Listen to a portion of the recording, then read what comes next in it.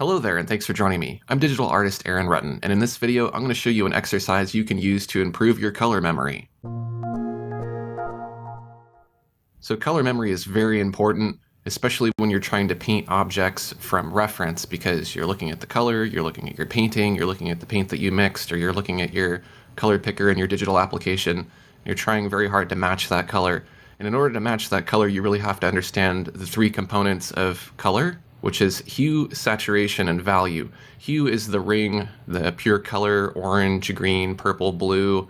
Value is the light to dark tones, and saturation is whether or not the color is saturated and very intense, or whether or not it's kind of dull and grayed down and muted. So once you understand those three principles, it makes it very easy to pick color.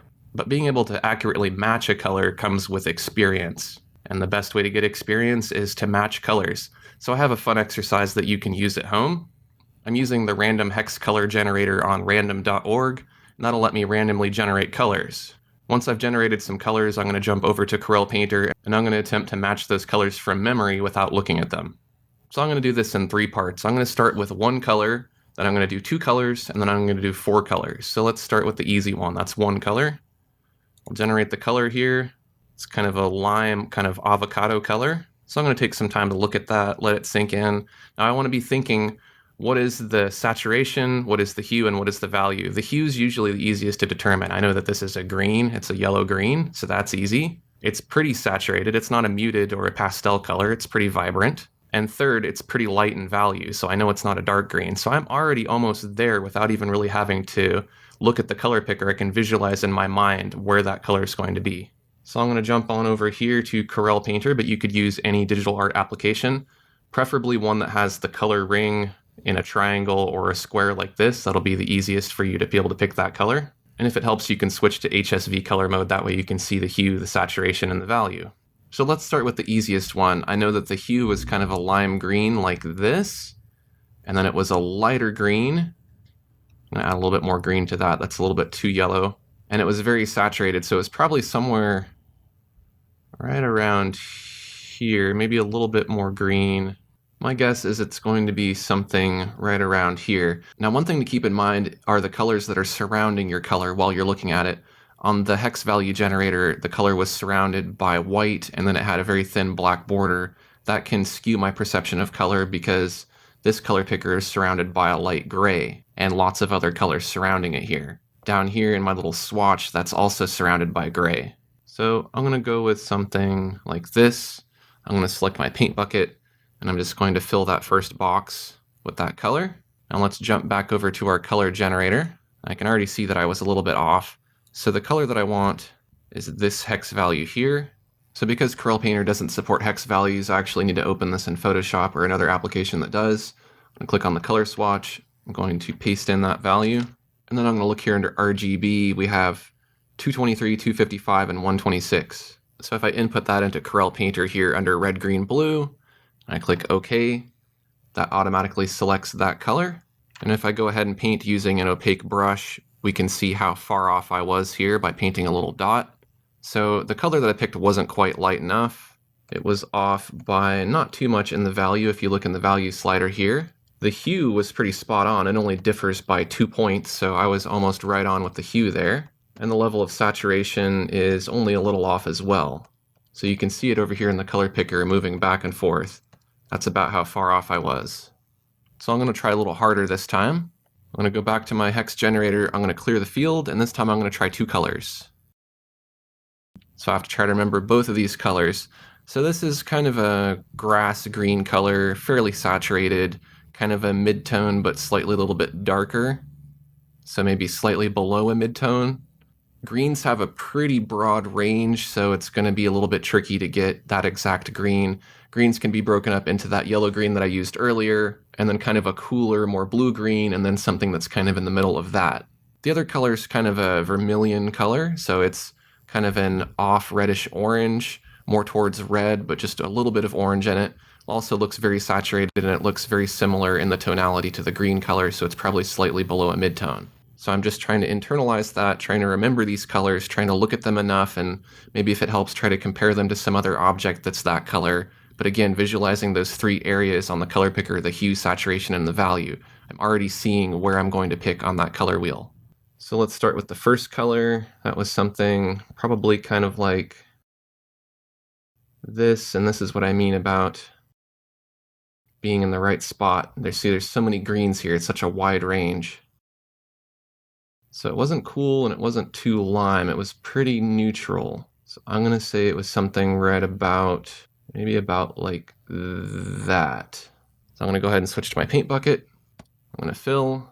You can already see that I was a little off. It should be a bit cooler, but that's okay. I am doing this the very first try, I'm not gonna cheat here. The other color was kind of a vermilion, so not quite red, little bit of orange added into it. Very similar in tonality. I'm guessing it was something about like that. And I can see maybe that's a bit too dark. But let's see how close we got. So I'll copy and paste the hex values into a program that can convert them. So for the green, we have this color here. Let's go ahead and put it down and we'll see how much it differs.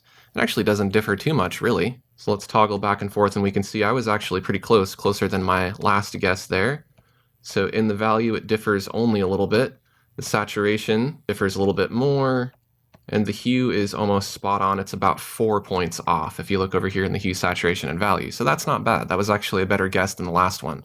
Now let's see how we did with the vermilion color here. So we have 230, 92, and 61. We get that color there. And I'm pretty far off on this. I did it way too dark. I think when I was thinking about the green and how far off I thought that was going to be, it kind of skewed my perception of that vermilion color, and I started thinking, well, maybe that's too light. So I made it a lot darker than I should have. So I'm way off on the value here. You can see that the value is off by about 40 or so. The hue is pretty close. It's only off by 1, so I was pretty spot on with the hue at least. And then the saturation isn't too far off. So I almost got about 2 out of 3 there. That's not bad. So now let's move on to the challenge here, which is 4 colors at a time. I'm going to clear the field, and I'm going to generate 4 colors this time. Looks like I got about the same color as the last round there. So we have a green that's very similar, kind of a peachy color, a bright pink kind of magenta color, and a dark muted teal. So I need to really take some time to let those sink in now, burn them into my eyes and into my brain, and remember that color. The peach color is pretty easy to remember. The green color is easy to remember because I just picked it. The magenta is pretty easy, and the teal seems to be the most complicated, but I think I can get that too. All right, so let's start with that green. That was probably something about like that. I think I was off a little bit again with my hue there. Then we had the peach. That was a little bit more towards the reddish side of peach. So I think that was something about like that. And then we had that magenta. It's very saturated, and it wasn't quite purple, it wasn't quite red, it was somewhere, I want to say right about there. And the last color was kind of a dark teal, muted teal, very grayed down. I feel like it was more towards the green, but not too green. Something like that. That's way too dark and way too muted, I think. But let's go ahead and see how far off I was. So that would be this color here. Let's put that down and see how far off I was. Now I almost can't even see a difference in the color there, so I was actually pretty close with that.